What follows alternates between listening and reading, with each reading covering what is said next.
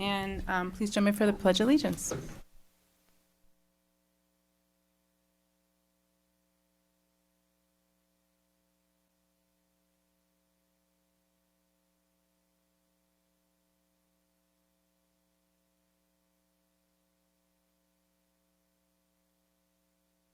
Okay, and Mrs. Sugars, if you could please call the roll.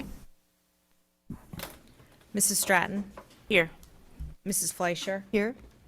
Mrs. Gallagher. Here. Mr. Greenbaum. Here. Mr. Mayor. Here. Dr. Rude. Here. Mrs. Tong. Here. Mrs. Winters. Here. Ms. Stern. Here. Okay, so we move right into several categories where we do not have anything tonight. We do not have board recognition tonight, we do not have presentations tonight, and we do not have administrative reports tonight. So we will go into our correspondence. So do any board members have correspondence that you would like to share? Mrs. Gallagher. So last night, Mrs. Stern and I went to One Step at a Time at High School West, and it was a presentation given by the Jewish Federation. It was a really great presentation about addiction and how parents can identify changes maybe in their child's personality, behaviors, discussion about vaping, different types of drugs, emojis to look for in text messages. It was pretty in-depth, and it was a really, really amazing presentation. I'll be honest, I am in recovery, and so it's something that I have thought a lot about as a parent, and like how to talk to my children about addiction. And so I went as a board member and I went as a parent.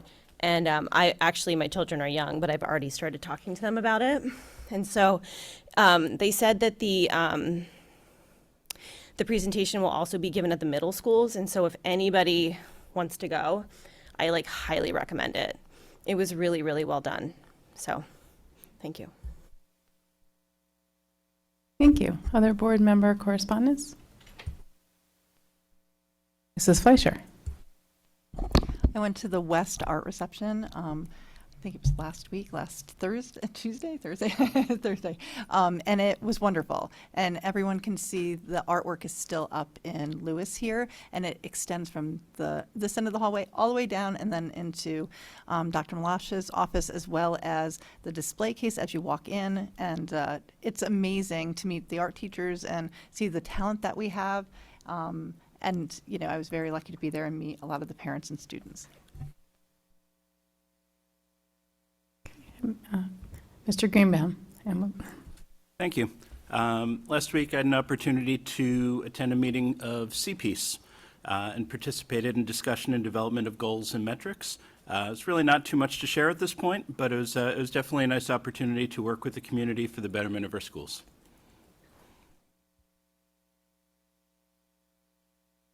Mrs. Winters. Yesterday, I had the chance to participate in one of our ongoing conversations with families that are Latinx or Hispanic. It's part of our board and district goals this year. I was there with Dr. Malash. We had a really nice conversation with a family. I definitely learned a lot. It was a great experience, and I look forward to doing it more. Thank you. Ms. Elmore Stratton. Yes. First, I just love that we use this format for everybody to share, because we don't get to talk to each other in person like this. So I do appreciate that. I also just this week also participated in some of our conversations, and it again it's always great to hear what people are experiencing firsthand in our schools. And so that was really great, and I like to see that we continue to do that with to go along with our board goals.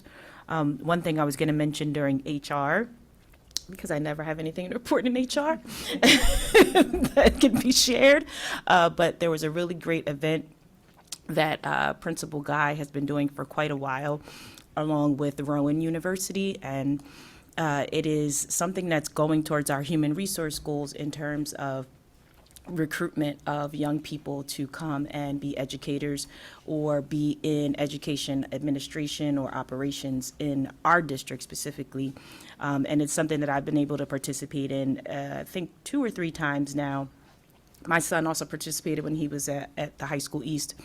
But it's very important that we highlight the fact that that is a great partnership that's doing 2 things for us. Number one, it's going along with what our administrators talk about when they talk about how we service the total child in terms of looking at proficiency outside of just one test score. So I really enjoyed that. And then it's also hitting a mark for Nancy and I and Miss Adrian and I in terms of recruitment and getting out there and getting the word out. So just thanks to Principal Guy, Miss Giles at West, and so many other team members that helped to put that together, and the Rowan partners that came and spoke to specifically students of color that were interested or potentially interested in being future educators, and the partnership where they can do some sort of dual credits or working towards. So that was really, really well done. And the last piece on that is I did really appreciate that they took time to bring a lot of administrators from around various schools to come and speak with the young people. I was actually really surprised at the number of males that had volunteered their time to come and talk to other young males about getting jazzed about being teachers. And then having 2 teachers promoting something we talked about in a couple past meetings, our future teachers course. I think Dr. Morton has spoke about it, that we have at both the high schools where students can take those classes to learn how to be educators if they're interested in education. So I really had a great time with that, and I love that we're doing dual things with that program. So. Mr. Mayor? Yesterday, I had an opportunity to sit in on the bond project update meeting. I did the best I could to take legible notes. We'll see how well that goes as I go through them. Bottom line is the projects are going really well. We heard from all of the groups and all the teams that are involved in the project, from Garrison, New Road, our construction manager, and ERI. They are all very pleased with what has happened so far. They're pleased with the number of bids we've gotten. They're very familiar with the first set of bids and the work that's going to start this summer with the roofing. They all have good familiarity with the roofers. They're pleased with the number of firms that responded. The bids, for the most part, have been coming in under budget, which is obviously great. They are comfortable with what they perceive as not having issues in the future with regards to labor. Supply chain is always a risk, but it's being managed quite well as far as they're concerned, and what they've seen so far. So there's going to be a total of 525 square feet of new roof put on the 10 buildings that are getting new roofs.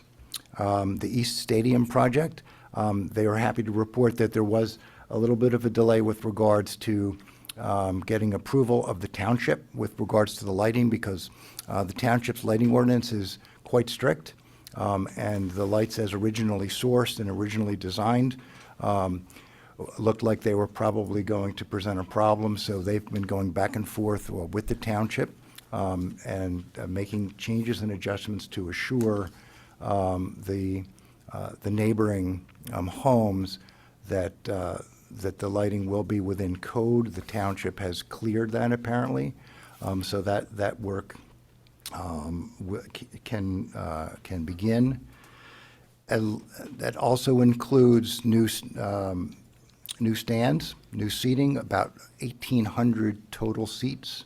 They'll also be color-coded red to match the theme of Cherry Hill East, together with a new press box and cameras. All of that should be complete no later than the spring. It's going to start in October.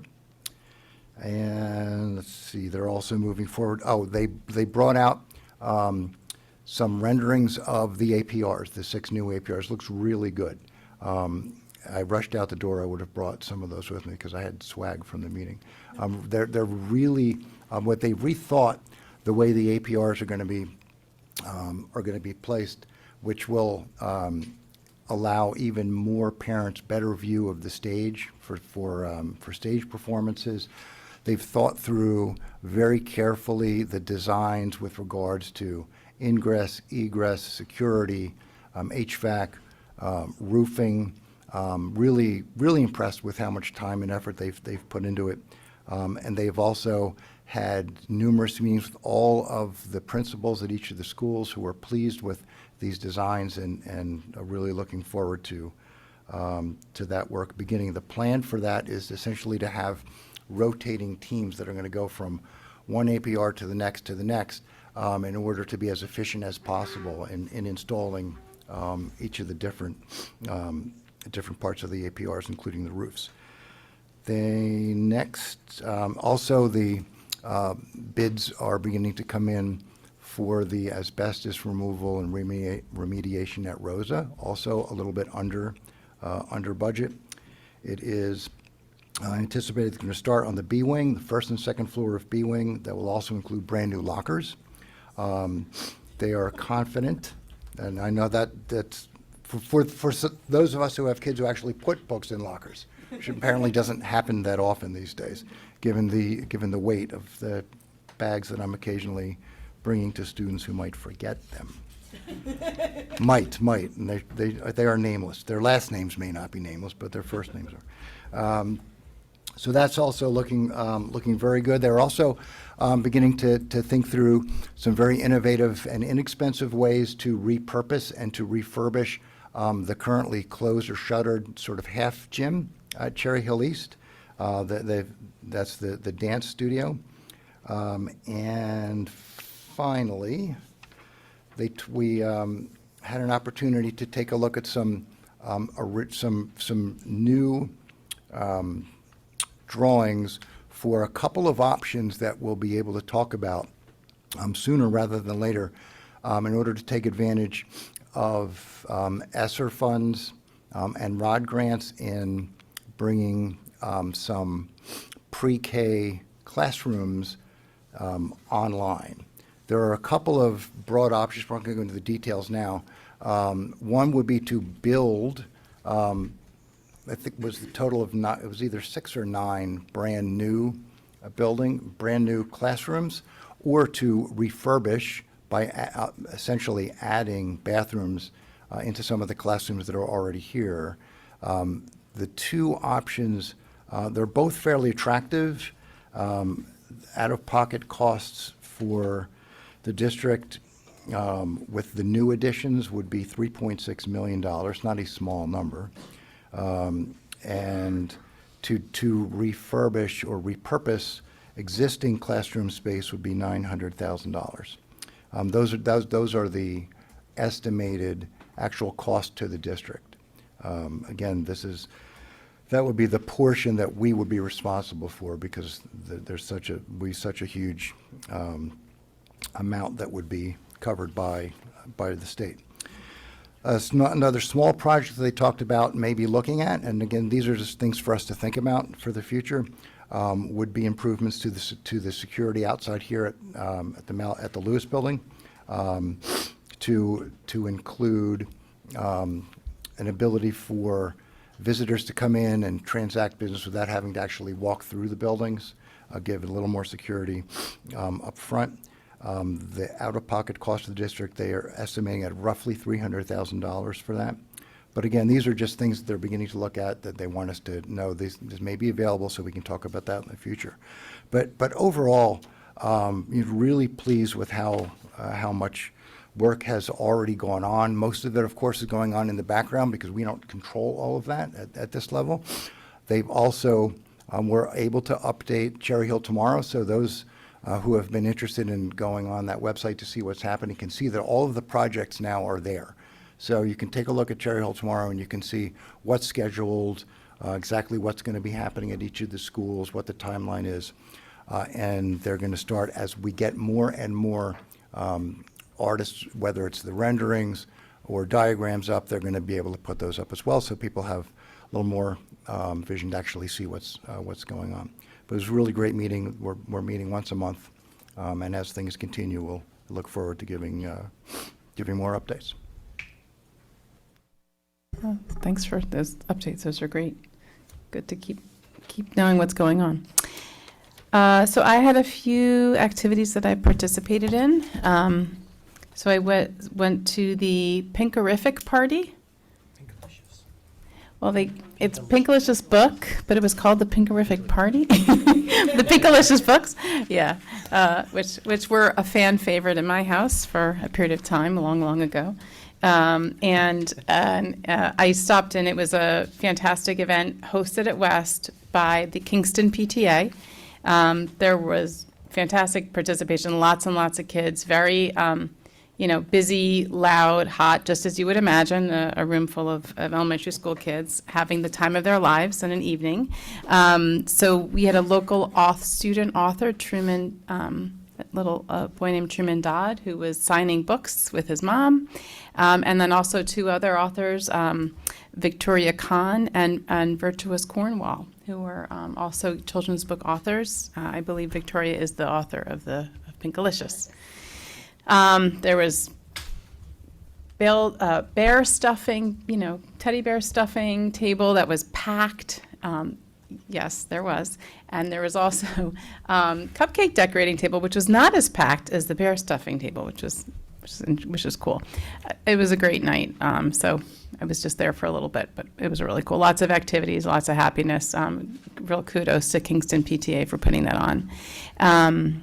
And then I also went to see We Will Rock You at Beck on this past Friday night.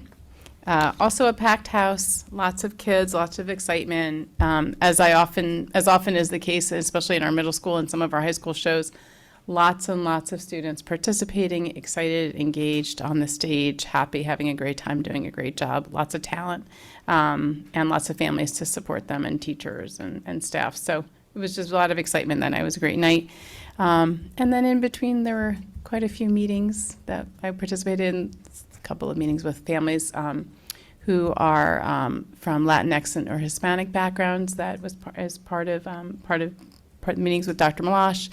Some other meetings talked about meetings about special ed, meetings with some parent meetings. So it's been a busy few weeks, but good stuff. So, all right. Any other correspondence that I missed from anybody? Okay, we move along to our student representatives, and tonight we start with Aiden from High School East. Okay, thank you. So I am here for another report from High School East. As usual, I will give updates on sports, then activities, school news, and then more policy-related matters. Also first, just a couple quick more personal notes. One, unfortunately, I will have to leave the meeting after this report. I have a lot of homework, and Dr. Malash said it was okay. So I'm going to go do my homework. But that was one. And two, on a more serious but personal note, within the past month, I had the opportunity to attend a conference.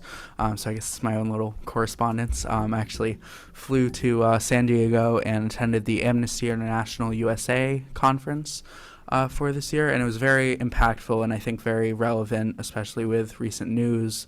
I think all of our thoughts are with the victims of the events that were reported yesterday, and I know I personally learned a lot at this conference, so I just wanted to mention that. I had the opportunity to hear from a survivor of the Parkland, Florida school shooting, and it was really impactful, and I would encourage everyone to actually find his words online. I know I don't think the specific conference speech that I witnessed was online, but his name's Ryan Deach, and there are a lot of students out there, East students beyond, who are speaking about this issue and should be heard. So anyways, moving on to East News. First, I did want to mention that East has selected new Board of Education representatives. So I'll be out of your hair soon. We have Matt and Gia, who will be coming as our new rep and alternate. And you will all meet them soon. They'll take over in June, I believe. So congratulations to them. And that's very exciting. We are getting towards the end of the year, which is crazy. With that said, spring sports have started at East. Not too much to report because they just started, but baseball is going to Florida for a competition, so that is very exciting. Our East baseball team traveling for that tournament, and when they return home, they will be playing on a redone field, so that is very exciting. There was work being done on the East baseball field. That work has been completed in time for the season. There are new batting cages they'll be able to use, so that is all very exciting. Speaking of which, as Mr. Mayor mentioned, there's also excitement around the upcoming bond work. I actually got to see a very large sketch of the new stadium in Dr. Perry's office when I went for my pre-BOE meeting with him, so that's very exciting, and I know students are excited for that. Moving past sports, the first Model UN conference in about a decade will be hosted at East next month. So that is very exciting. Actually, it's in May, but a little over a month away. And work is currently happening on that. Also exciting, the a cappella group at East is competing in, I believe they are now in the semifinals. So that's coming up. The senior trip and the spring play both went off without a hitch. There was no rain on the senior trip, so that is always a good thing when you go to Florida. Not guaranteed. About 260 students attended and had a great time. Spring break is obviously coming up, so everyone is excited for that. The end of third marking period is also coming up. That will be the Friday after spring break. And with that, new class selection will be occurring soon as well. So those were most of my updates, pretty brief, but I did want to share one other update, which all of you should have seen. All the board members got a copy of Eastside. Eastside came out today, very exciting, our school newspaper. And I did want to mention one specific thing from Eastside, which you all can read, and members of the public, you can get one outside, or you can find us, and it's online. But I just wanted to talk a little bit about kind of our main feature for this issue, which was artificial intelligence, because I think that the board should be aware of this sort of news event and everything that's happening with it.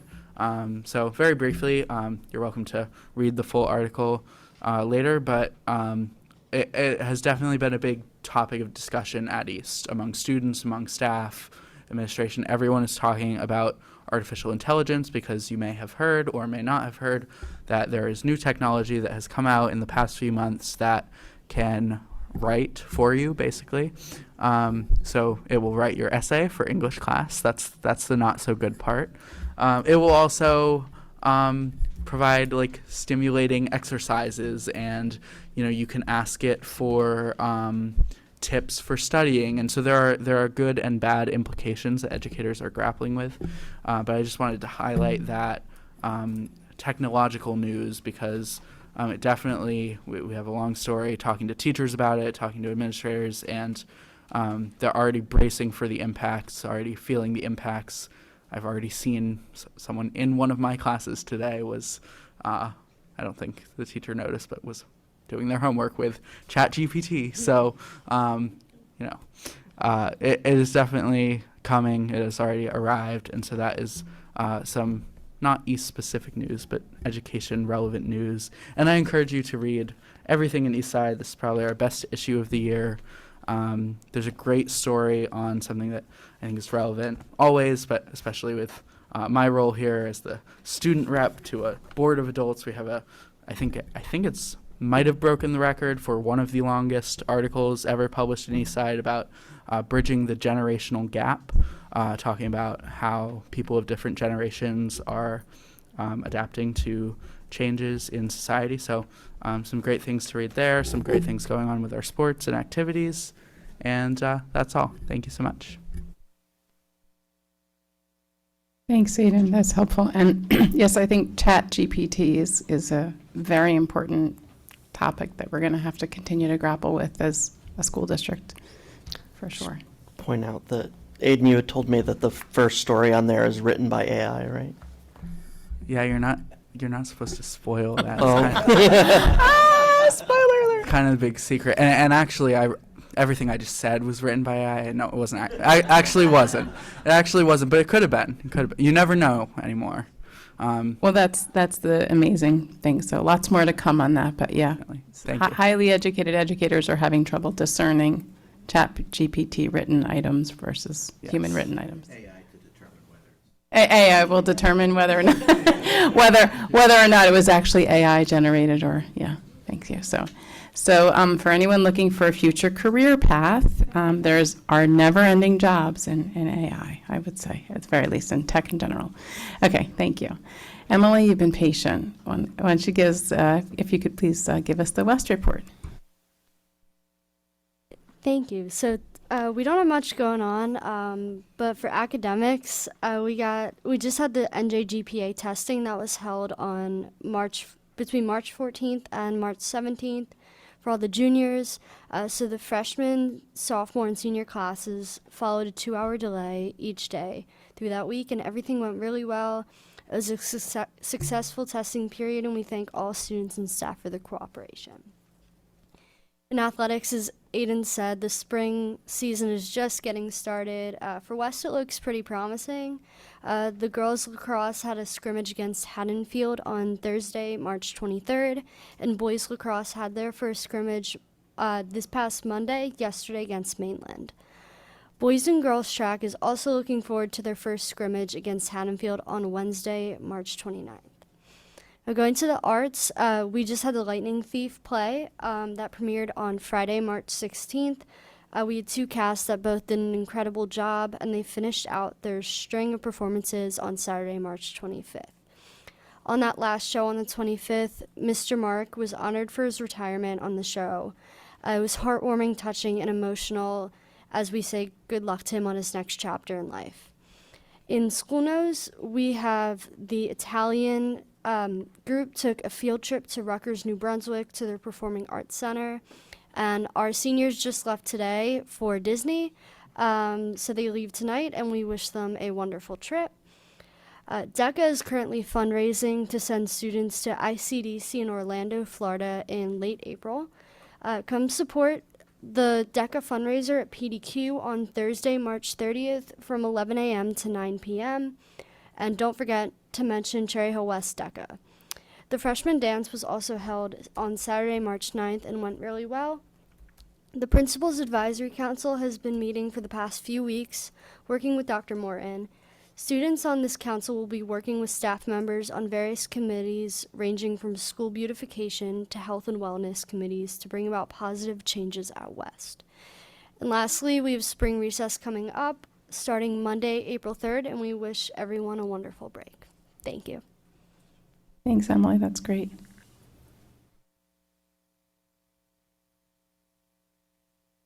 And we are now going to go to hear the alternative high school video. And Mr. Blavinsky, if you could cue that up for us. Thank you. Hi, my name is Jax. Hi, my name is Sophia. And we are in 9th grade at Alternative High School. Student Spotlight, Most Important Growth Mindset, Josh. Most Improved School Participation, PJ. Student of the Month, Rain. Car Show. On February 1st, we traveled to the Philadelphia Auto Show.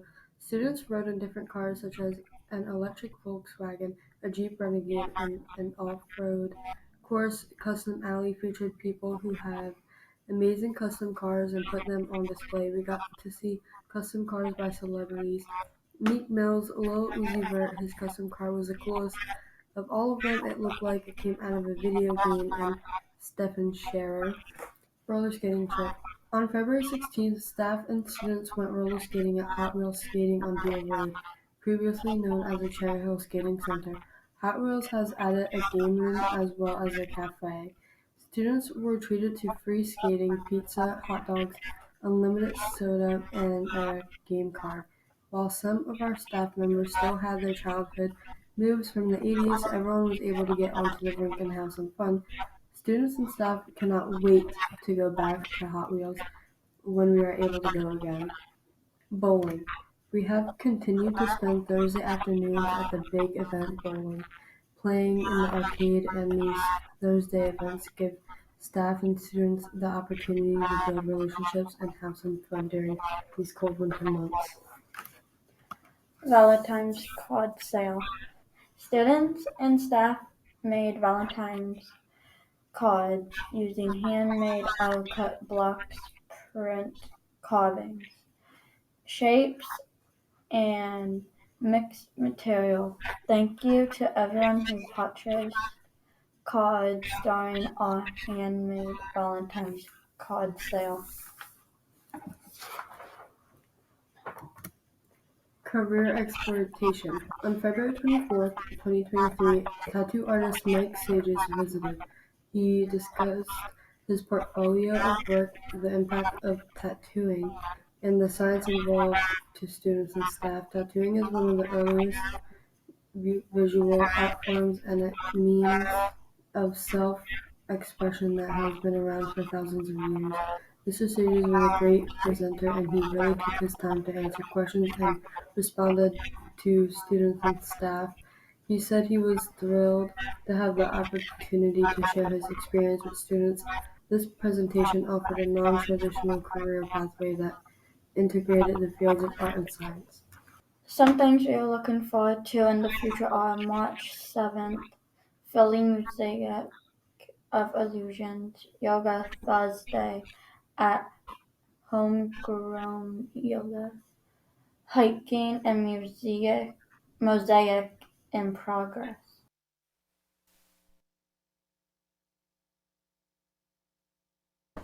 That was great. Definitely some great activities going on in Alternative High School, and nice to hear. So appreciative that they're doing the reports for us and providing those. Okay, so before we start our first public comment, we just had a chance to hear from our students about all the great things going on here, but, very unfortunately, our fellow Americans out in Nashville had a tragedy this week. They lost 3 students, 3 educators, and another person to gun violence. So we're going to take just a moment to have a moment of silence in memory of those folks.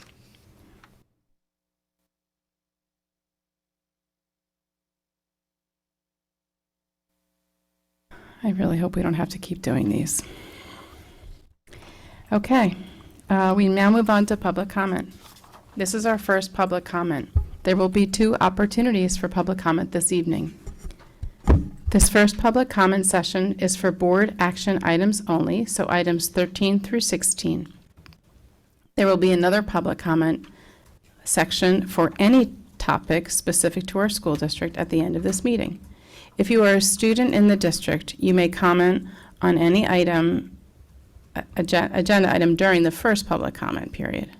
So if you are a student, you may feel free to approach the podium or online to please identify yourself with an S after your name.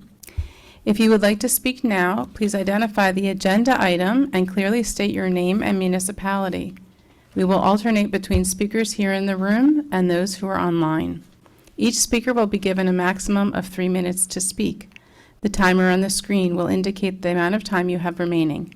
Public comment is an opportunity for members of the community to comment on matters relevant to the operations of Cherry Hill Public School District or within the authority of the Cherry Hill Board of Education. The board welcomes diverse opinions on relevant matters.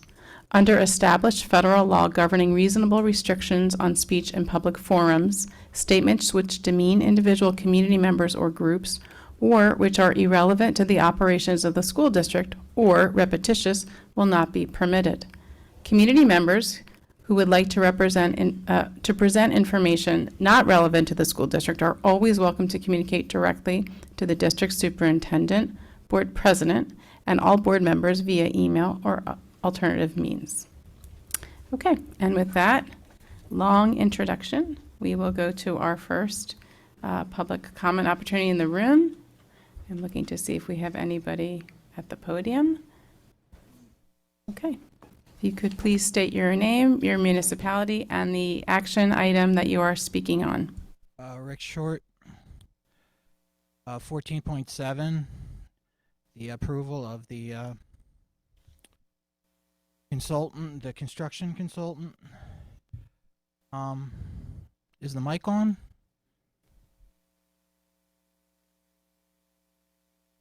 Okay. So the questions I have for the board is: has this consultant been a consultant the whole time before? Again, I don't know everything about them, but I do know that there was. If they are the consultant that was before, I know there was 3 mistakes made at Woodcrest designing the parking lot. Also know there was an ADA mistake made at Beck that ended up costing the district, I think, more money.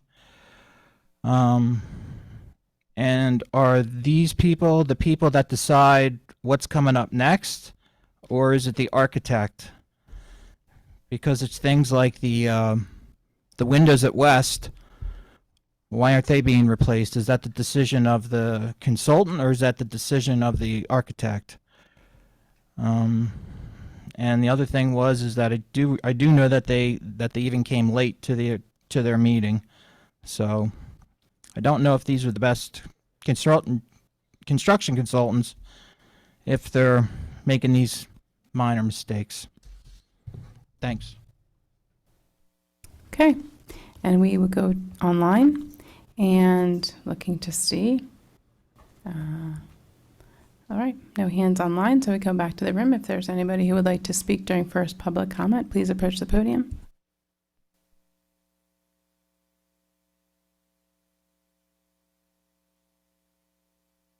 Okay, nobody at the podium, nobody online, and we will close our first public comment. And now we move on to superintendent's comments. Dr. Malash. Thank you, Ms. Stern. So March 28th, we are coming to the end of March. The academic year is continuing to go forward very, very quickly. We'll be in school the remainder of this week, the next 3 days, and then the following week, the district is closed for spring break. When children return to the district on the 10th of April, in so many ways, it's literally going to be a sprint through to the end of the academic year.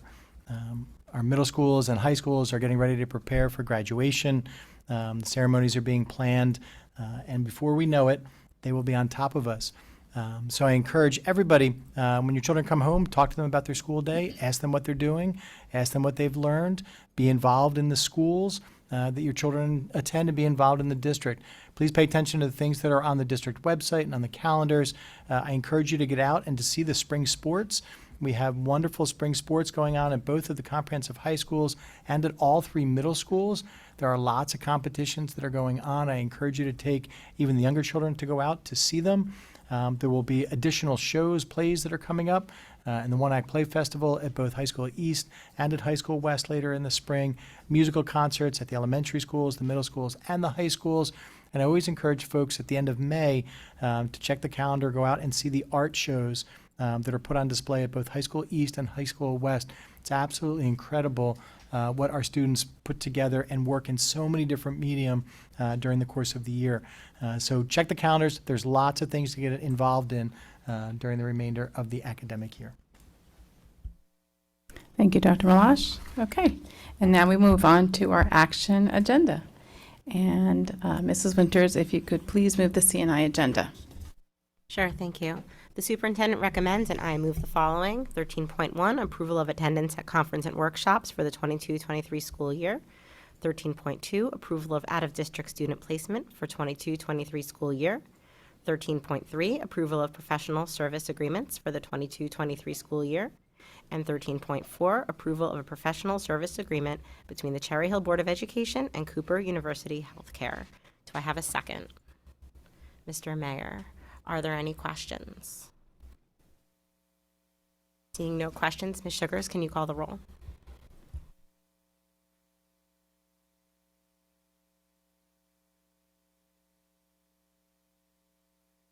Okay, board members, you may cast your votes.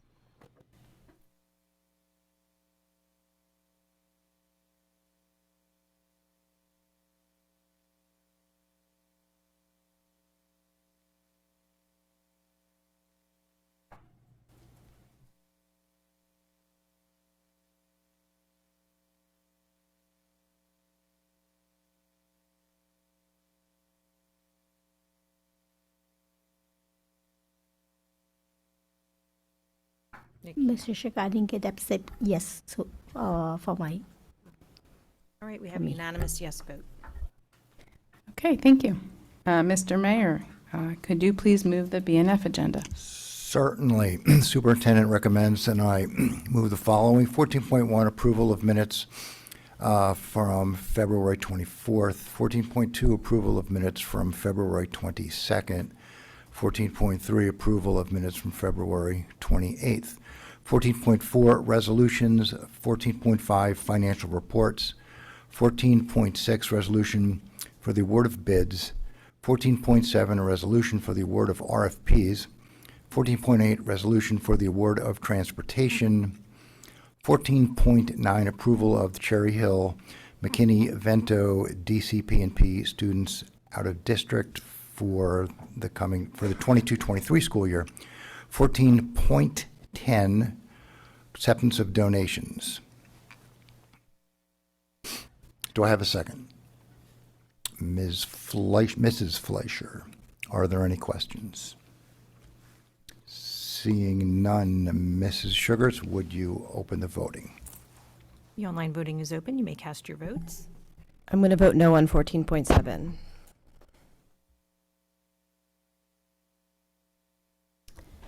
Mrs. Sugars, I'm going to abstain on 14.7 to avoid a conflict of interest.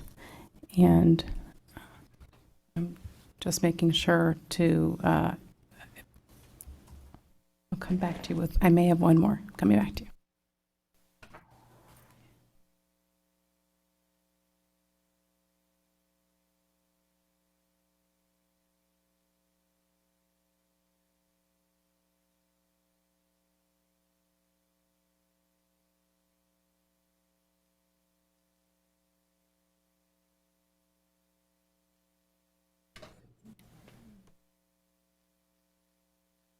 Okay, sorry, I did find it.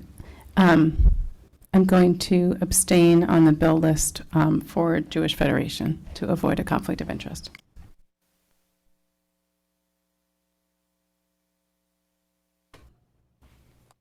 Other than the exceptions noted, we have a unanimous yes vote. Okay, thank you. And now we move on to Human Resources. Mrs. Stratton, Elmore Stratton, could you please move the HR agenda? Before I go, I'll just say, I'm not just ignoring the elephant in the room of what's on my section, so I'm not just being rude. Would you like me to start, kick us off first? Okay, all right, thank you. I'm not just being rude Okay, there. thank you. I'll say it.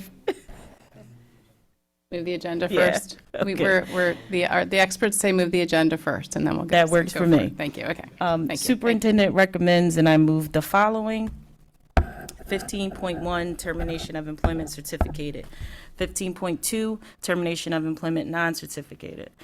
15.3, appointment certificated. 15.4, appointments non-certificated. 15.5, leaves of absence certificated. 15.6, leaves of absence non-certificated. 15.7, assignment salary change non-certificated. And 15.8, other composition certificated. And 15.9, other motions. Do I have a second? Mrs. Stratton, there's a 15.10. Oh, sorry, I didn't scroll down. Thank you, Mrs. Sugars. 15.10, approval of new job descriptions. Thank you so much for catching that. Do I have a second? Dr. Rude, and any questions?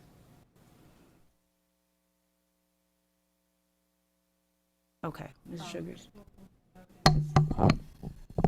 I'm not talking about that, but there are two people that are that I do want to congratulate that are retiring. Is that? I think we're going to do that after the vote. Okay, Yeah. that's fine.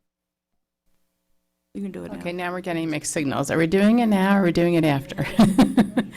Do it after the vote, so it's official. Okay, thank you. But yes, definitely coming back to that. Okay, Ms. Sugars. Okay, the online voting is open. You may cast your votes.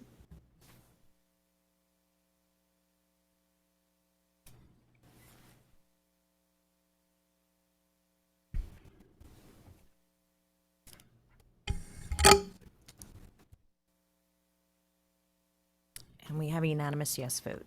Thank you so much. Mrs. Stern. Thank you. So related to this HR agenda, I just want to acknowledge the retirement of our superintendent, which is listed as on our agenda, which we just voted on. So it's official. Congratulations. It's congratulations because it's a retirement and you're moving on to other things. We will have our official goodbye with you in June. We will not do that tonight, but I want to thank you for 20 years of dedication to this community and service. And I'm going to leave it there for tonight. We'll come back to it in June. But, okay. All right. And Mrs. Fleischer. We all promised to wait until June for to talk about Dr. Malash, but I did two people on the retirement list that I wanted to point out was Bill Kovnat, the photography teacher at East, who's been around for a long, long time and has made such an impact to our district. And the second person is Lainey Leapow, who is graduating. She's not graduating, she's retiring. She's graduating to hopefully retire. I met her at Stockton, and she was the kindergarten teacher of all my three kids. And when everyone graduated finally from East, we all went back, and I have the picture of all of us with her, all my kids with her. She meant very much to our family, so much congratulations. Ms. Winters. You stole my thunder because I'd also like to talk about Miss Lee Powell, who was my daughter Julia's kindergarten teacher in the co-teaching section, and it was a very terrifying year for me, sending my daughter to kindergarten. She had a lot of challenges ahead of her, and Ms. Lee Powell always made me feel like she was on our team. Her care and her concern and her compassion for my daughter really led to my daughter's success that year, and I will thank her forever for that, and is now my current son Ben's kindergarten teacher. He's with Miss Lee Powell right now. And when I went to back to school night this year, her last back to school night, Miss Lee Powell talked about the joy of kindergarten and the wonder of seeing them come in September and then emerge in the spring as these people who can read and write and are enthusiastic and creative learners. And you can just tell that she's someone who loves kindergartners and has that passion for it. So I want to thank Ms. Lee Powell for all of her service, for generations of kindergartners in Cherry Hill, and everything she's done, and wish her the absolute best in retirement. She's phenomenal. I just have to acknowledge that my children, my child also had Mrs. Lee Powell. And I want to acknowledge, it's devastating to have to continue to see these school shootings go on. Aiden referenced Parkland. Mrs. Lee Powell was the kindergarten teacher for my child when that shooting happened from Parkland, and I remember her leadership and her high level of care and concern to keep the kids safe and reassure them. And I also want to acknowledge Mr. Kovnat, also known as Cove, and I can tell you that another teacher who did a lot, I firsthand experience, because I was home hearing him online teaching my son during COVID, Ethan, calling his name, and are you awake? It was definitely some rough times, and he was one of our many, many dedicated teachers who got our kids through these rough times. So definitely appreciative of that, and I will certainly miss running into him in the community and at schools. So.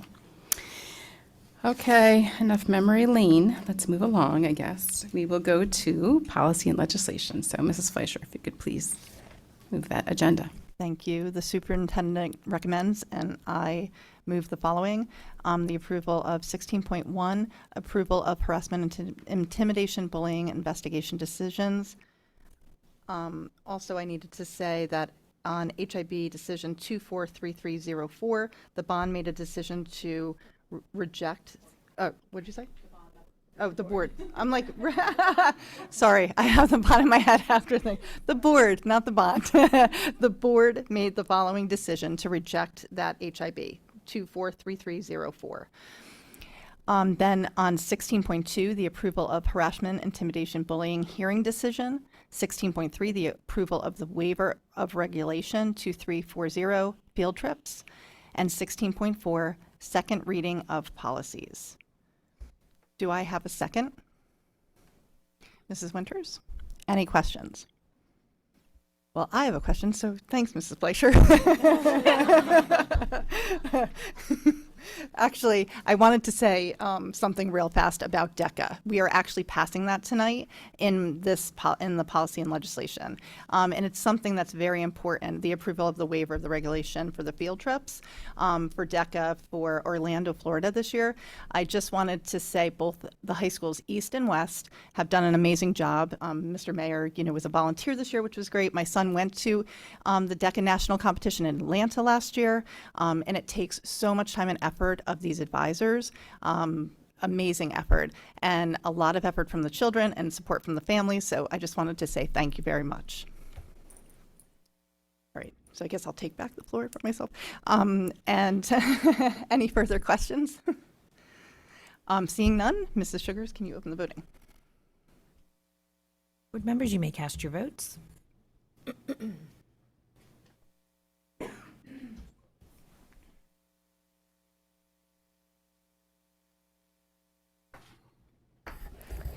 Mrs. Sugar, I need to abstain 16.1 and 16.2. Ms. Sugars, can you put me down for both as well as abstaining?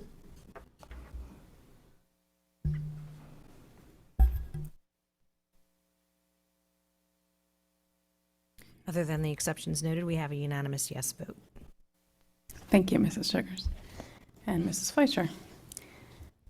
Dr. Rude, we have nothing to vote on for strategic planning, so there will be nothing under strategic planning. Okay. So we move on to new business.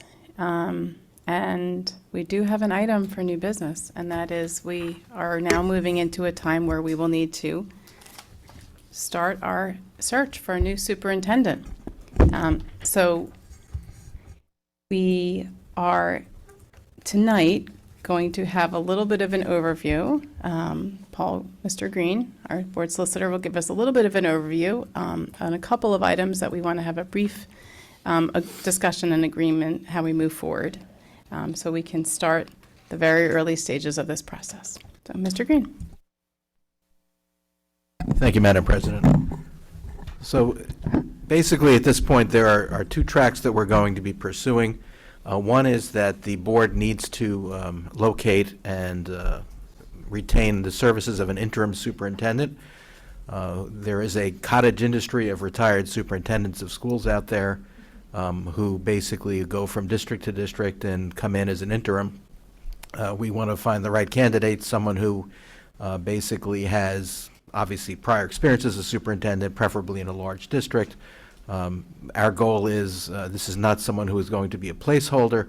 Typically, an interim superintendent will serve for a full school year when they come in, because the other part that's going to occur once we identify that individual, and that's already underway in terms of identifying some entities such as New Jersey School Boards Association who can help us to identify and locate that, and we've already put some other feelers out. That individual we would want to get in hopefully within the next 60 days. The goal is to have that individual here able to overlap with Dr. Malash to transition into the next school year. At that point, prior to that, but in the near future, the board will be looking at several search firms that specialize in this area in terms of conducting a search for the permanent superintendent. That is a very intensive and very thorough process. The firms that the board will be looking at are all very experienced in this area in terms of engaging the public, the staff, the students, basically all of our stakeholders in a very thorough process to identify the particular qualifications and characteristics that we will be looking for in the next superintendent, and then to assist us in conducting a nationwide search. We will be looking both in New Jersey and outside of New Jersey hoping to find the best candidates that we can for the position. That, as I said, is an extensive process. It takes easily 4 to 6 months in the best of times. And there's a lot of input that's gathered during the course of that, so there will be a lot of input sought from all of our stakeholders. Once that individual or those individuals are identified, because typically, ideally, you get several candidates coming in who then meet with the stakeholders and with the board. Ultimately, a selection will be made. The process then is we have to negotiate a contract with that individual, and that then has to be approved by the executive county superintendent on behalf of the Commissioner of Education, which also can be a somewhat time-consuming process. So we fully expect that our interim will be here with us for the next school year. Typically, any superintendent coming in has to give between 90 and 120 days' notice to the district that the superintendent is currently serving in, so that even once we make that selection, someone is not typically able to just immediately start here. So that's the process in a nutshell. It's already being looked at and underway, and there will be certainly a lot more news in the next few weeks in terms of how we're moving forward on that. So thank you so much, Mr. Green. It was very helpful. And I appreciate all of your expertise and guidance that you've already started to provide for board leadership in this process. So, you know, as a board, we really tonight want to be certain that we want to move in the direction regarding search firm, perhaps a local, more knowledgeable search firm for the immediate search for interim superintendent, and then also some direction for going with a search firm to that opens us up for the permanent position for looking to potentially have local and national candidates be considered. So I think that's really the critical piece that we have to determine tonight. Like Mr. Green said, we have a bunch of resources ready to go that we've started to look through, so we'd be prepared for this next step, which we are. Before we kind of just get a sense if that's where the direction we're going, and I do want to say that we've had 4 superintendents here, permanent superintendents in the past 20 years. We've had several interim. It's a new process for us because we haven't had a new superintendent in 8 years, but it's not a new process for school boards. It's not a new process for Cherry Hill. We've only passed 1 bond in 20 years, but we've had 4 superintendents. So I'm very grateful to the guidance of Mr. Green and the other experts who are available to us, New Jersey School Board Association, et cetera. So thank you for your help with this, and we're ready, excited, energetic, sad, but excited to do our piece in this process. And with that, I just want to see if we're generally in agreement with the idea of using a local, smaller, local search firm for the immediate task at hand for an interim superintendent, if that makes sense, to help us find a local superintendent who has experience in the role. Okay. And then are we also in an agreement with the idea of looking to hire a firm that has the expertise in this area that can help us with looking for a wider group of candidates, more national level? Makes sense. I'm getting nods, so I'm taking that as a for our permanent replacement of a superintendent. Okay, and they will guide us through the process, of which there are quite a few steps. So we're studying up and getting ready to go. So I'm looking forward to this. We have a lot of really good things happening. A lot of things are coming down the pike. So bond, preschool, other things like that. I think we know that some of those things are already in the capable hands of, the groups who are involved. The bond work is being done. Thank you for the report on that. Preschool expansion, the first step in it is a very small step, a very small expansion from half day to full day with the addition of just a couple of classes for year 1. So I think it'll be good timing to start that process, but not be in full swing right away. So I'm looking at you, Mrs. Winters, because I know you and Dr. Mahan are working on that. So, All right, so consensus is reached, and I think that is it. Anything else for new business? Mrs. Elmer Stratton. Yes.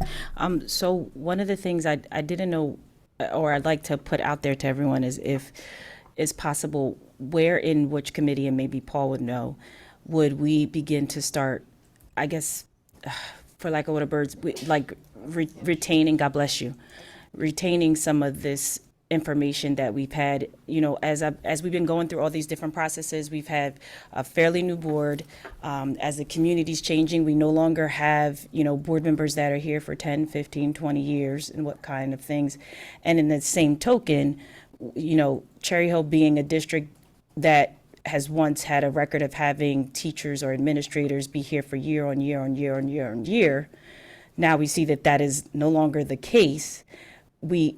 I don't feel like we properly retain information enough for succession planning. And specifically for the board members, we don't have a lot of things documented that I think we can always go back to or refer back to. I think about even COVID, we had all those things happening. We had the committee on moving forward, the road moving forward. But do we have things planned out and documented that if aliens come tomorrow, we know what to do with virtual school?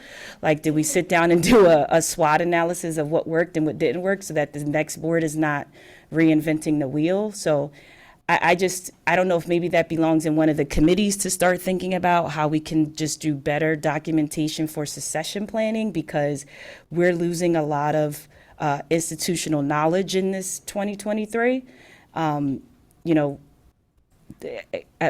devil is better than the devil that you don't know. As that's the only way I could put it. And we're getting ready to lose something that I think we're going to soon realize how much knowledge was there that we won't have access to and we haven't documented properly. So I just don't want us to be constantly spinning our wheels on the same things when there's boards that have done it before. There's boards that have done this before. There's boards that redistrict before. There's boards that bond before.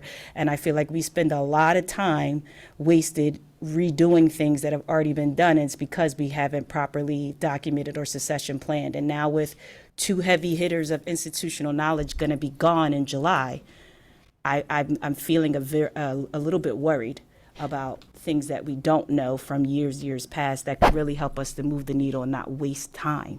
So yeah, I think, you raise a point that I think I hear kind of a couple of pieces to this. One is that, there's always concern when there's uncertainty and change, right? There's always going to be concern of how is this going to work out, and we know what we know. We know what we're comfortable with, and we've had 8 years of the same superintendent, so there's a lot of familiarity there, and so I hear that, and I think I think the important thing is there are processes in place. There is a lot of information, and I hear what you're saying about succession planning. I wouldn't say that there isn't planning in place. I wouldn't say that there isn't institutional knowledge being documented and shared. I've seen the opposite, actually, and which you may not know, Mrs. Stratton, because it's really been myself and Mr. Mayor who've been involved in those detailed conversations since the information came out last week. But that's something this is our first night meeting as a full board since Dr. Malash announced his retirement. So, it's definitely, we do our work in public, so there's, a lot of pieces that are not always, easy to accomplish because we're not all together, because we don't come all together. But certainly there's a lot in pieces in play. I've already been the recipient of institutional knowledge about the process, previous experiences. Mrs. Adrian helps guide us through that as our HR director. Mr. Green, having been with us for a long time and has not yet handed in his resignation for his retirement for us. So I think it's a very understandable concern, and I appreciate your voicing it, because I don't think you're the only one who has that concern. I do want to reassure you that we are definitely gathering our knowledge and our information, and some of us have been through searches before for higher level positions in other organizations. So, and I meant quite a few of us actually have had, luckily. So I think that helps. It's kind of a translatable skill, so to speak. And I think in general, the question of institutional knowledge is an important one in general post-COVID. I'll just say that I actually had a conversation with an educator who we were talking about some of the challenges that we're seeing all over with students, especially students at younger grades, middle school and elementary school. And, the fact that a lot of those kids spend, a lot of time missing out on certain learnings and general experiences of classroom behavior and bus behavior and parents we have also parented differently coming out of COVID. So, we're starting to get, Mrs. Gallagher and I went to a program that hasn't been put on wasn't put on in the past couple of years. We, now is put on live, informing information for parents about drug use. These things kind of stopped for a while. So, I think, and I don't want to take away from the specific, piece you're talking about, but overall, change always is part of organizations, part of school districts, and I fully agree that we always want to capture as much institutional knowledge as we can and pull on the people who are still here, who bring that, and they will help guide us. They are willing and trusted partners in that information. And I'm not just speaking specifically about the superintendent search. I know Paul has got that down pat, and we're going to be fine there, right? I'm just talking about a lot of the things that we do, redistricting, for example. We had to pull things from archives, but there's no archives. There's people that we know in the district that have been here for 90,000 years, and we said, what happened in 1918? And we're depending on them to be here for the next bajillion years, and they're not. And so and again, superintendent search, I know we're good. Lots of us are CEOs, execs, and everything, and we've all hired senior level staff. That's not an issue. My concern is that we don't do enough. I feel like I'm a broken record, but for us to be a $200 million district, which Ms. Sugars, I hope that's the right number, for us to be a $200 million district, for us not to have proper succession plans for our heaviest senior level positions or even some of our biggest challenges, changes, or topics is really disappointing. Well, I guess what I would say is this, Ms. Summer Stratton. I hear you. I'm not sure I agree with you because from what I've seen, and maybe we can have more conversation about, and I think even one of the things that we like to do is, have different board members come into our Friday meetings, which is every week with Dr. Malash, that Mr. Mayor and I have. I think we definitely, can start to hear more of your concerns. It's not what I'm seeing going on, but if you have concerns about that, I definitely think we need to have more of a conversation about that, because we do have a lot of people who are still here and have a lot of institutional knowledge and are sharing their knowledge and passing it along. So, but I think, that's an important concern. I don't want to not address. So, let's have a further conversation and have you come to a Friday meeting. I definitely think it doesn't get settled here, but I just want to know what committee should maybe look at that or think about that, as we move forward. The climate of our community is changing rapidly, and in the next 2 years or 1 year even, there's not going to be that many tenured members sitting at this table that will remember so many things. And so I just wish there was a different way. So if it can go to a committee, that's fine, and I'd love anybody else to chime in on it or how they feel, but I just think we need to find some way to talk about that. I think before we move forward, I do want to make a brief comment, and that is I think there's always risk and opportunity when there's change, right? And I think even with, I just went through this with another organization that I'm involved with. They had major turnover in their top level staff. And, so there are other people, including me, who have been there more involved for a long time, who are continuing to bring institutional knowledge. And there's also fresh eyes of people saying, why do we do it that way? If that's how it was done before, I think there's a better way. So I see it both ways personally, but And I think getting through that piece, you know, it's not always smooth. It's bumpy sometimes. But from that experience, I've seen it recently, and I've seen it done very well, even though that there were pieces that were lost. I mean, Yeah, that does no, happen. Fresh eyes, amazing. yeah. None of us should sit here for 1 million years. Absolutely not. We all need fresh eyes to make changes. What I'm mostly thinking of, if pandemic 3 happens tomorrow, we should have a playbook Could be. to go back to, at least as a baseline to start. I gotcha. When we're ready to I hear that. redistrict, it should have been a playbook to at least have a baseline to go back to a start, and not, hey, Dr. Malaj, what happened in 1987 when they redistricted the first time? Like, we need to have some sort of you. playbooks to start from. Yeah, and I think That's we what I'm want saying. right. We want to kind of talk a little more in detail about the pieces that they're thinking of. Yeah. I think Mr. Mayor had his hand on this, Mrs. Gallagher. So Or Mrs. Gallagher. I don't necessarily have an opinion, but I was like, as you're talking, in business, a lot of organizations use something called ISO 9000, and that's essentially, it's a quality management system. And I think what you're talking about is really like risk management, right? So like I was just Googling, so if you're ever curious, just like ISO 9001, I mean, we don't necessarily need to be like certified in that, but it might be a way, like, at an organization where I worked, like they were ISO 9001, and so like all work instructions, all like job descriptions, like everything that happened within a company or within the company had documentation. And so maybe that's not as detailed, but like I understand, I totally agree, like because there's, as you said, like no point in reinventing the wheel, and obviously like the next disruption will probably maybe not be a pandemic, it could be something else, but being able to jump back and say, okay, like, and essentially at the end of these situations doing like, you know, a post-mortem, like what worked, what didn't work, like how can we make it better, what can, you know, and so, you know, I'm always for more like standardization processes, risk management and stuff like that. So like as you were talking, like I was thinking about ISO 9000. So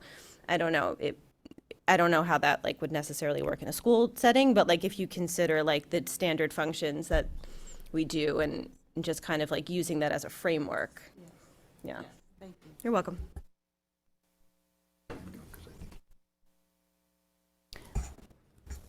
Dr. Rude. I'll just chime in because Ms. Elmerstrand, I don't know if you were necessarily talking about risk management or human capital, but I think that something that like what you're saying is maybe being missed a little bit. It's not the people, we know that the people are carrying on, you know, the institutional knowledge, and that Dr. Malash in his, you know, last few months here will make sure everybody's up to speed. But what you're really, I think, getting at is like, I'll give an example. Like I joined the board January, what was it? It's 2020. So 2021, was it 22? I don't even know. Last year, and we were in the middle of middle school redistricting. Why? Because we had sunset the Rosa lottery and needed to redistrict. And even though that was only a mere year or so before, like there wasn't something for me to really go. I would, you know, do I go back and look at old meetings? Which meeting, what date? Oh my God, like how do I find that stuff? We need, I think you're almost talking like, you know, like almost like a board historian or like something, you know, so something like what's the history of sustainability? What's the history of redistricting? From the community, I got the sense that redistricting had never been done before, and oh my God, how could you even think about it? It's been done many times. You know, over the years, like school sending areas have changed. They have to change. Demographics change. But we can't point to specific events because we don't have that history at our fingertips. So I don't think it's necessarily the, like, you know, the day-to-day functioning knowledge. It's more the, like, for board members to be able to get up to speed, be having, like, you know, some charts, tables, timelines, just putting our board institutional knowledge, not even administration, but our board action institutional knowledge into some sort of codified format that can be updated over time so that we're not reinventing the wheel. I don't know if that's how I interpreted what you were saying. And I didn't get the sense that that was the same understanding other people were having. I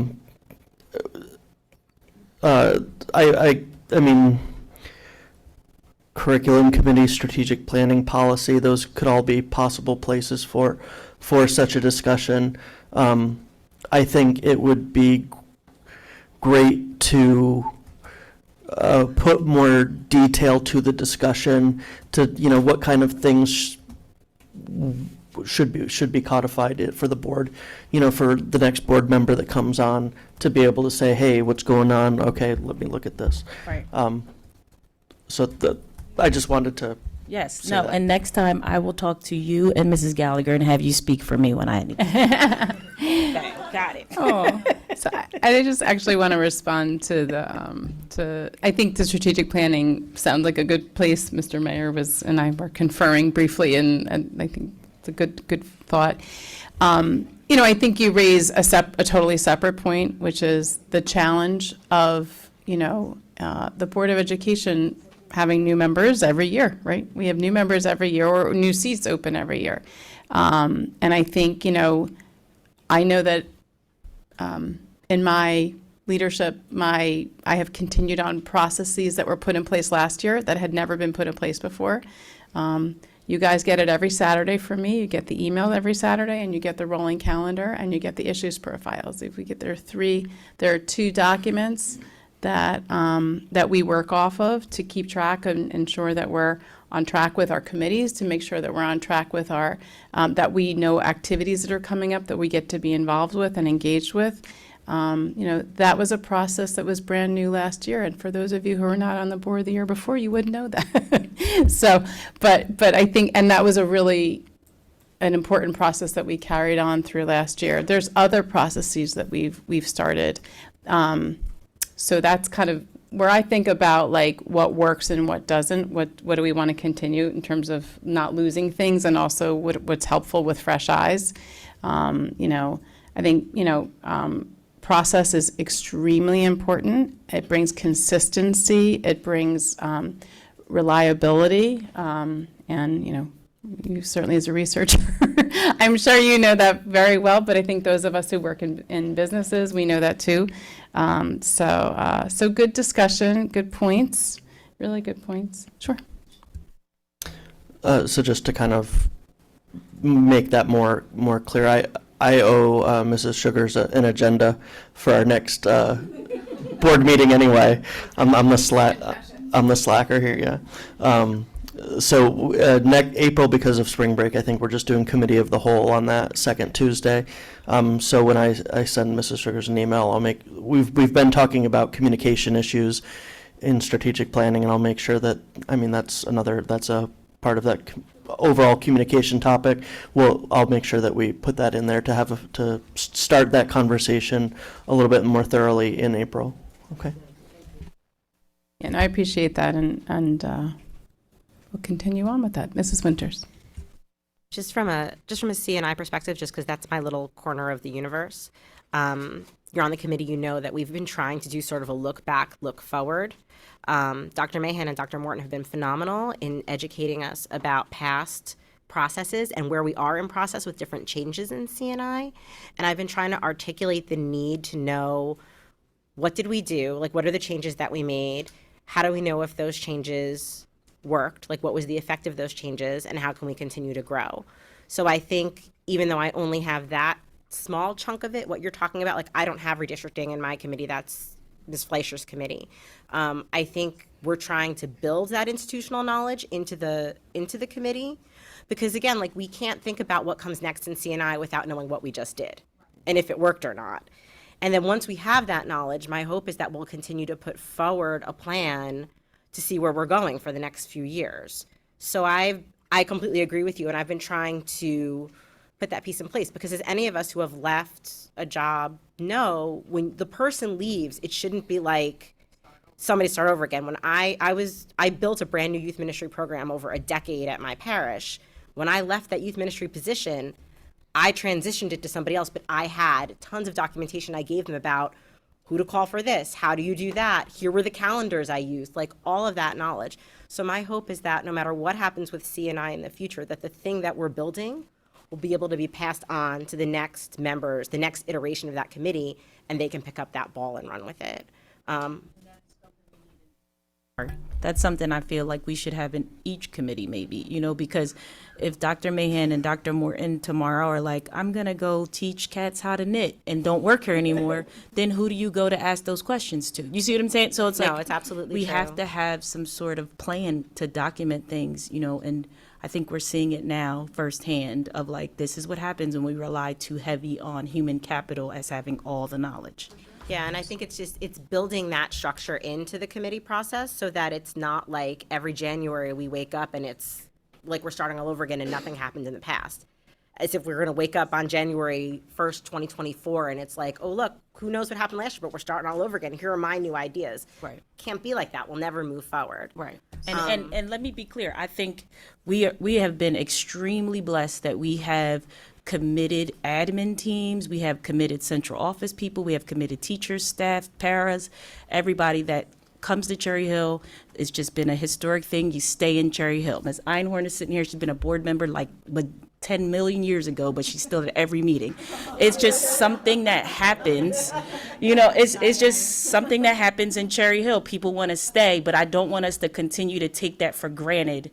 And then we have people wasting time and not evolving as fast as we possibly could if we had things documented better. That's all. I do, and I do want to emphasize, though, to be very clear, and it's something I've learned having the privilege of having meetings every single week with Dr. Malash on Fridays, even through the summer, right?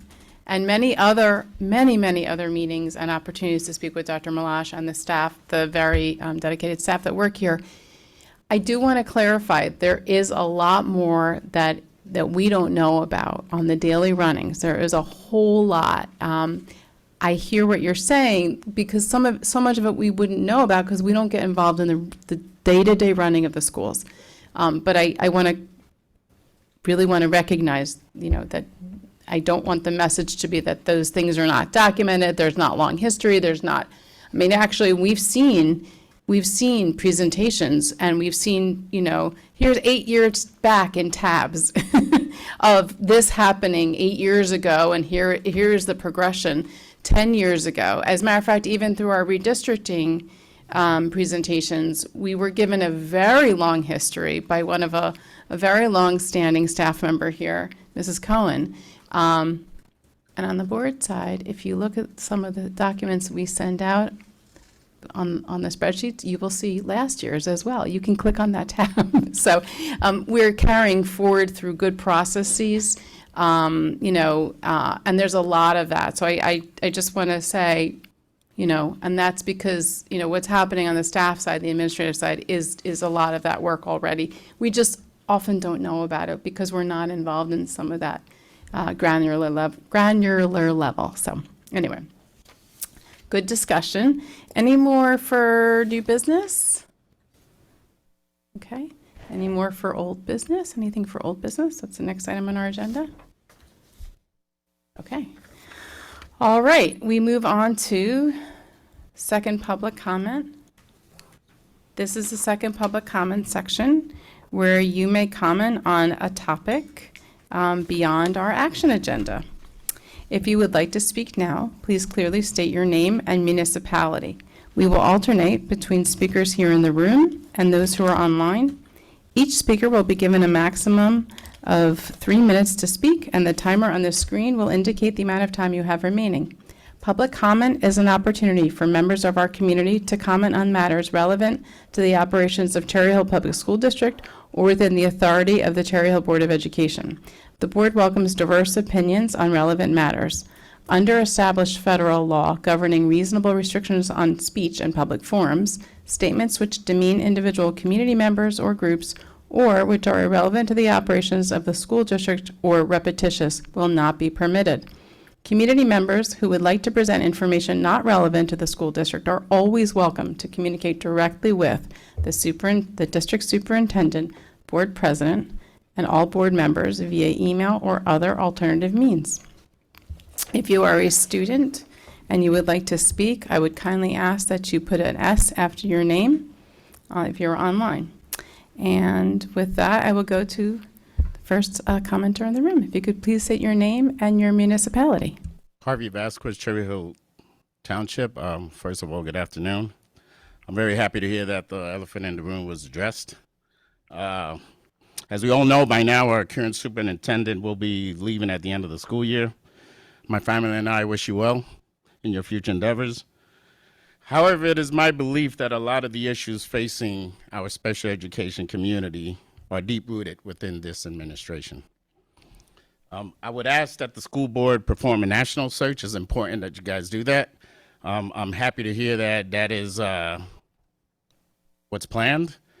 But I would also ask that you hold true to your words and engage the community as far as what are the issues currently ongoing within our community, okay?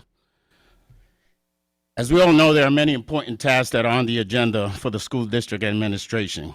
Example, one of them would be the full-time pre-K, right? Though I'm all in for full-time pre-K, I'm not sure the timing is right. It baffles me how this administration plans to implement such a huge task, knowing the shortages we currently face with teachers and support staff within the district. I would ask that the administration put the brakes on some of these projects until a new superintendent can be named and let him or her prioritize the tasks that are important for this community. I'm sure the board understands the importance of this new appointment and the consequences it will have on many of our represented students within the school district. It is my hope that this body will make the right decisions that will best benefit our community as a whole. Also, I want to address a comment that was made by one of your school board members during the last meeting, reference to HIB. Although I don't think the intended message was what was received by our community, but I still think it's important that the school, that the Board of Education understand that this small population within our student community is important, and the issues that they face are very important. So I hope that we don't downplay only because it's a small sample of our student population, because keep in mind that there are many students who don't come public with their issues reference to HIB. So the sampling that was given about 1,000 students may not necessarily be the right sampling, okay? You have other students who just don't talk about these issues. And as a nugget, we talked about ChatGPT a little bit earlier. There's a new app that was developed by a student in Princeton. It's called GPT-0. So there you go. There's help on the way. The intended action of that app is to be able to identify AI-generated essays. So ChatGPT-0. Thank you. Thank you. Very helpful information. Okay. All right. Thank you. We move along to the line, and now we have a phone number that ends in, because this is all I can see, 788. Is your turn for public comment. My name is Jeff Potowitz, and I live in Cherry Hill, New Jersey. At the school bond retreat meeting last week, I made a comment about the recent Supreme Court case Perez versus Sturgis. Look at what took to get their win. A Supreme Court ruling. This ruling help others, but it may not help the student. I wrote this in a comment in an article in NJ Spotlight, May 6, 2015. The article was about Ms. Lynn Strickland. This is what I wrote, a part of it. Learning disabilities are viewed as costly to districts because of volume of students. So it is easier and cheaper to put these kids in lower level general ed classes, special ed classes, without appropriate help. If parents don't like it, let parents fight.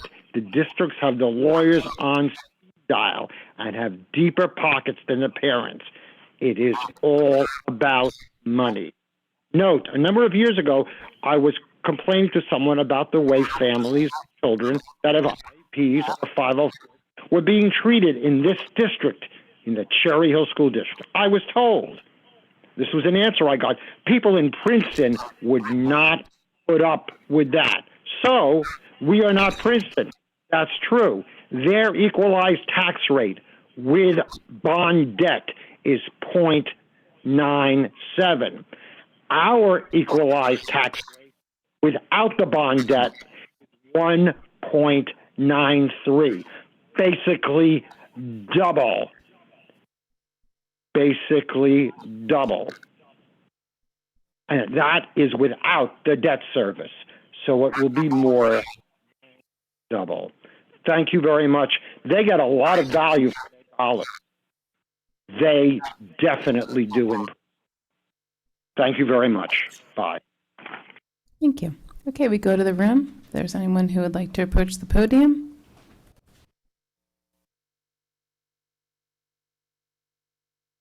Please state your name and your municipality.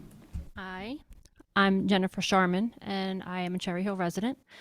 And I have a couple things that I want to try to get in within the 3 minutes.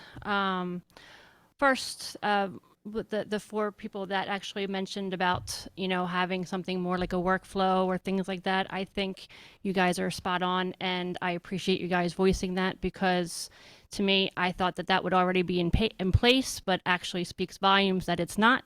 You should have workflows in place that you can build from and change and go forward with, so that the upcoming new board members will have something to go off of. And the fact that it hasn't been is striking to me. Secondly, like this gentleman had mentioned about the pre-K that was mentioned in the last meeting, I think we need to be more responsible and less impulsive. The community is voicing their words, their feelings about this, that they do not want this. They don't want the extra cost. Plus, they do not feel that we are ready for it. We have no plan in place. We have no budget if the funding from the state doesn't happen.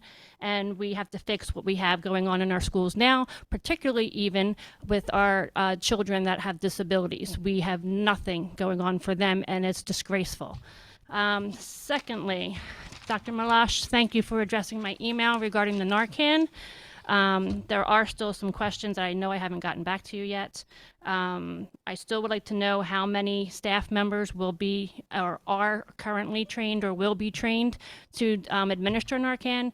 Narcan is an easy substance to administer, but if it's throughout the hallways and you don't have a trained person to do it, someone running down the hallway to go get it is not going to be life-saving. You need to have some people, you have to have a decent number of people that are going to be trained in this for the after effects of it, because someone can vomit after they get that, aspirate, and then you have a death on your hands, or a choking, or pneumonia, or whatever other complications that can arise from it. I am a strong supporter of having the Narcan, but let's do it responsibly. Hopefully lastly, you guys mentioned about Insight at the last meeting. I know you guys have a big push, and New Jersey State has a big push for behavioral health services in schools. As a behavioral health nurse, I am a big advocate for that. However, I do not feel that the way you guys are going about it and implementing it is appropriate. There are consents, which I've mentioned before, for even surveys and things that are not being addressed properly with written consent.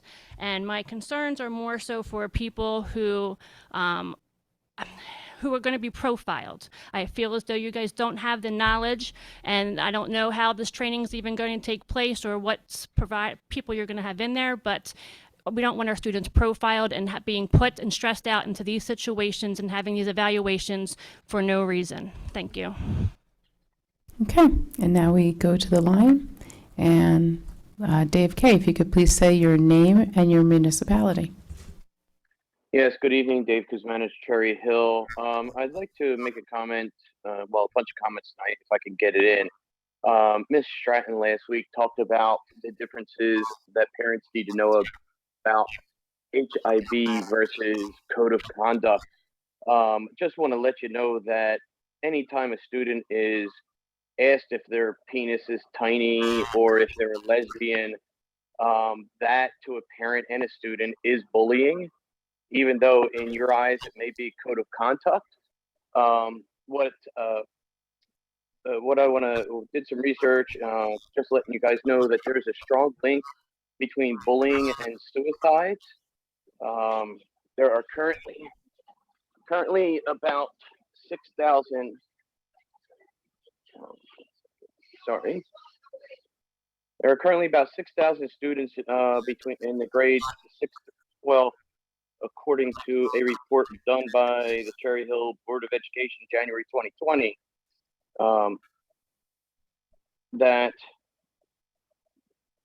approximately 1/3 of students in grades 6 through 12, according to the National Center of Education Statistics, 1/3 of students is bullied throughout their career.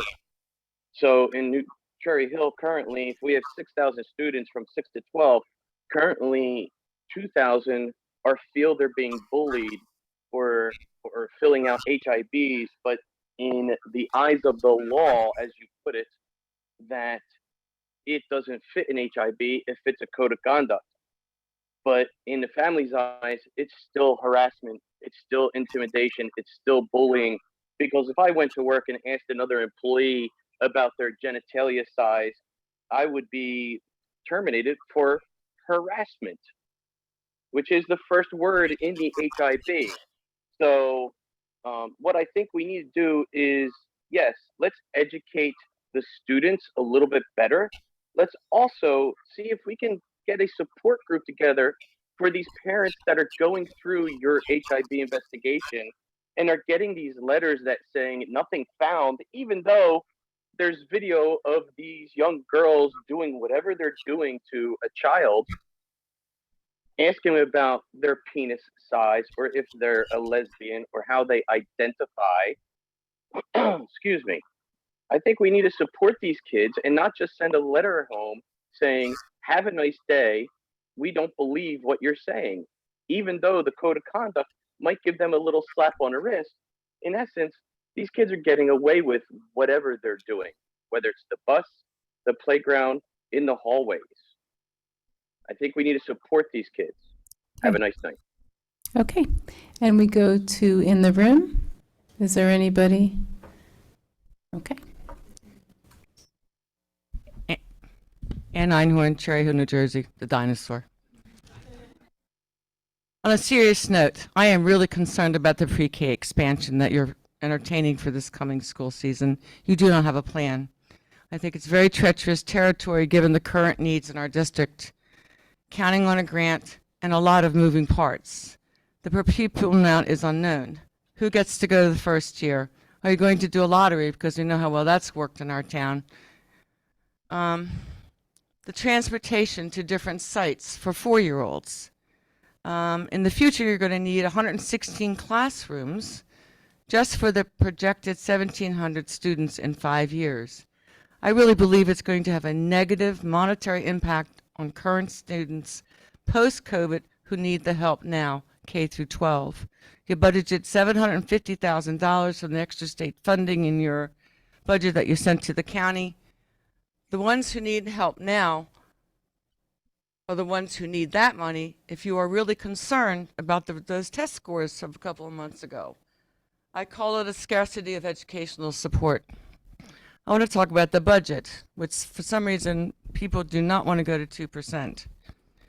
You need to move it to 2%. Your 30% fund balance in the budget submitted to the county, you do realize that that is the amount that will continue year after year after year.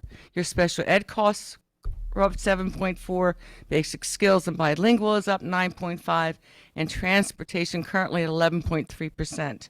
You are going to run out of money if you do not go to 2%. And what will you cut next year? Because you are facing that.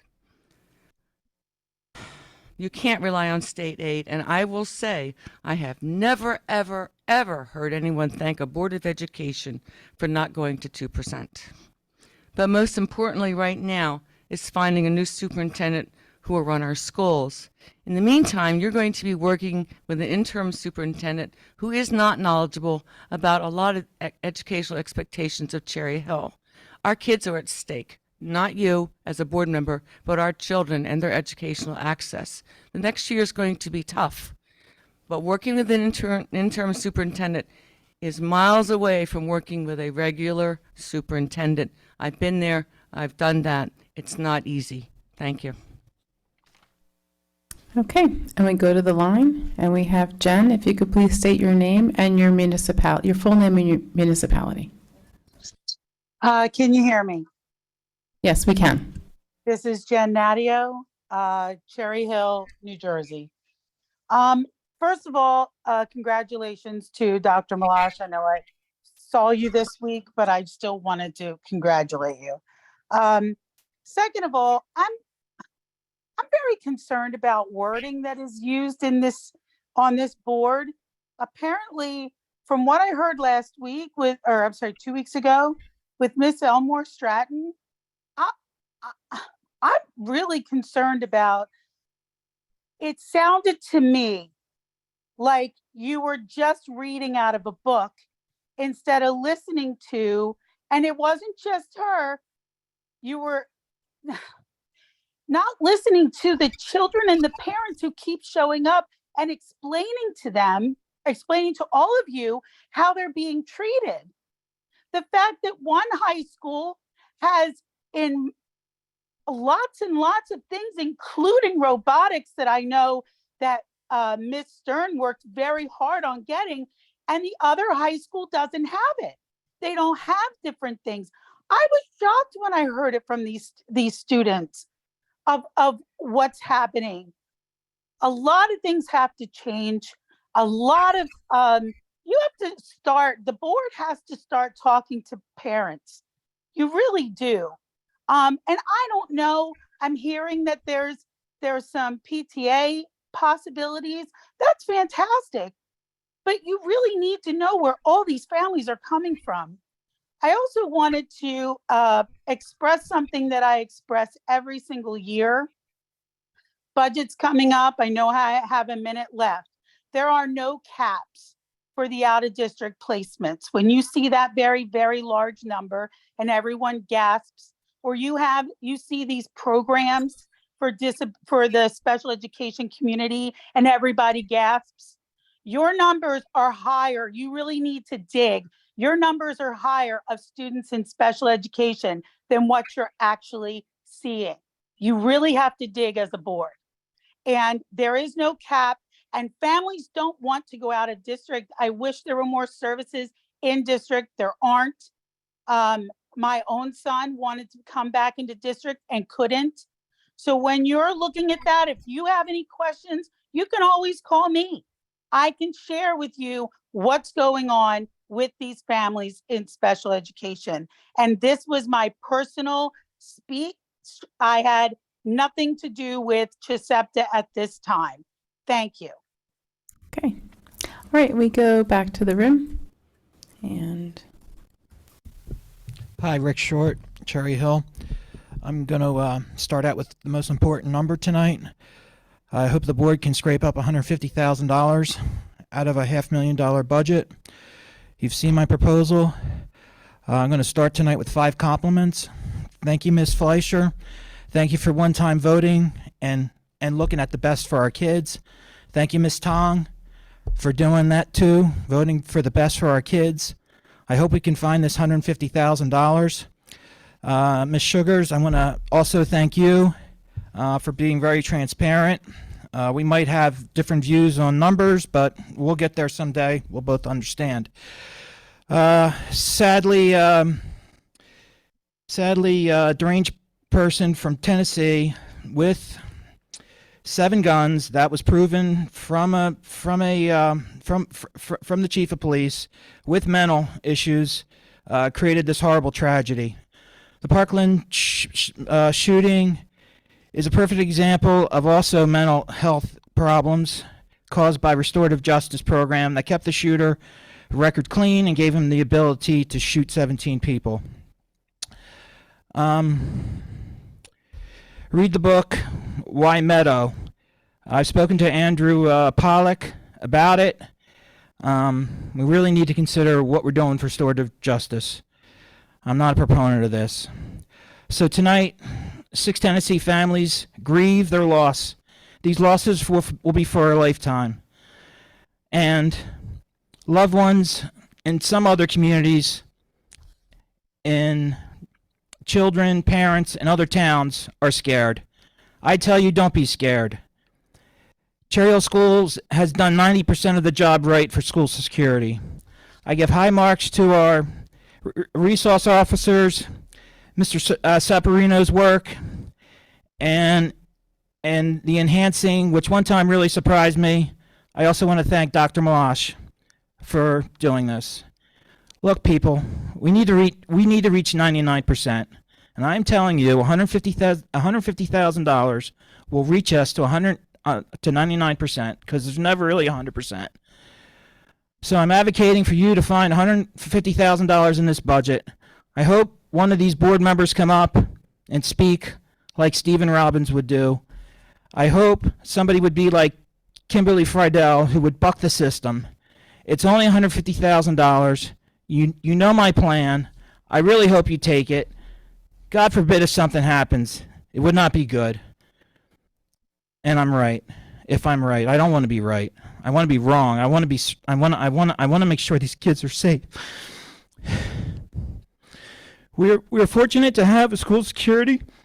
We have a police department. I've seen our police department in action. It was amazing. And I tell you, don't want to mess with the Cherry Hill Police. Thank you, Mr. Short. Thank you. Okay. There are no other hands online, so I will look back to the room if there's anyone who would like to approach the podium and speak.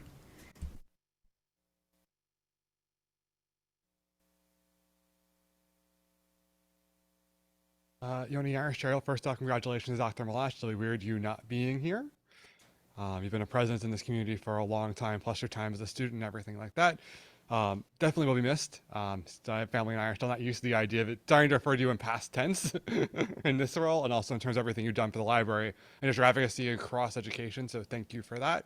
I think there is a lot of education that needs to happen for HIB.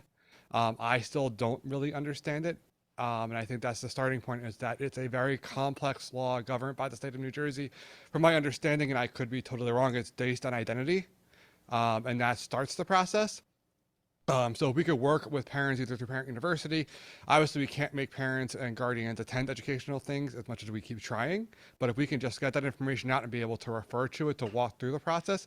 I'm also wondering, in terms of code of conduct, I know that HIBs are produced to the board through that process dictated by the state. Is it possible for code of conduct to also be brought to the board's attention as well, just to get a metric to understand where things are coming up in the school climate? Because nationally, school climate is a challenge across the country right now. It's just, we're dealing with ramifications of a post-ish COVID world, and it's going to be a couple of years until things get back to a more status quo. And figuring out what the balance is between punitive and restorative, and educating families about what that actually means and why it's important to make sure that children aren't labeled as the quote-unquote bad child, and how that label can travel through with them. It goes through in higher education research. Students who are labeled like that statistically don't graduate from college, don't go into career or go into post-secondary. They are reduced down because they are treated as a child that no one should invest in.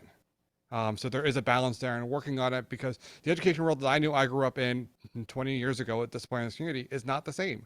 And as parents, we have to recognize that we are evolving. Education is constantly evolving. We know more now than we knew in the past.